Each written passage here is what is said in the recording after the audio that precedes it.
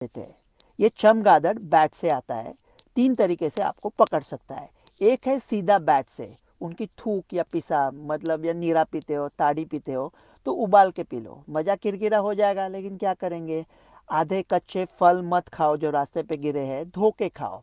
दूसरा तरीका है ये बैट्स चमगादड़ किसी इंटरमीडिएट को होस्ट को पकड़ेंगे, जैसा कि मलेशिया में सुअरों को पकड़ा था, ऑस्ट्रेलिया में घोड़ों का। इंडिया में ऐसा कोई दिखाई नहीं दे रहा है, फिर भी अगर आप नॉनवेज खाते हो तो अच्छी तरह से पका के खा लो। तीसरा तरीका है इंसान टू इंसान, ह्यूमन टू ह्यूमन ट्रांसमिशन।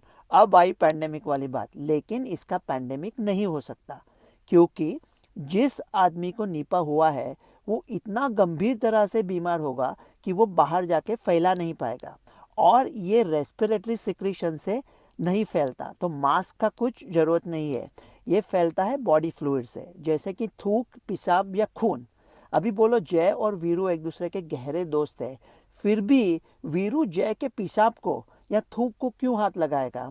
तो इसका खतरा सिर्फ है नीपा के पेशेंट की जो देखभाल करते हैं वो डॉक्टर्स और नर्सेस को, ज़्यादातर नर्सेस को। तो फिर क्वारंटाइन का क्या फ़ायदा है।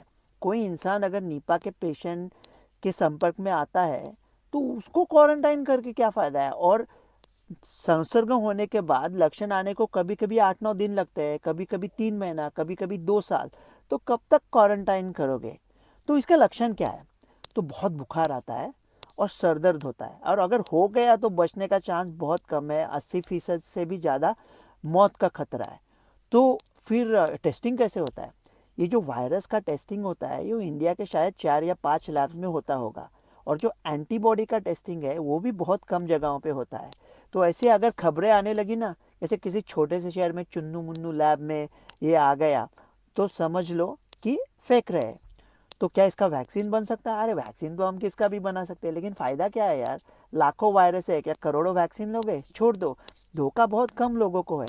इसकी दवाई है क्या, बारे बहुत दवाई है, लेकिन कोई चलती नहीं है, मतलब दवाई नहीं है। मोनोक्लोनल एंटीबॉडी किसी भी वायरस का अमेरिका 6 हफ्ते में बना सकता है, लेकिन वो बहुत महंगा होता है। जो चांद के पिछवाड़े पे गया भारत, वो देश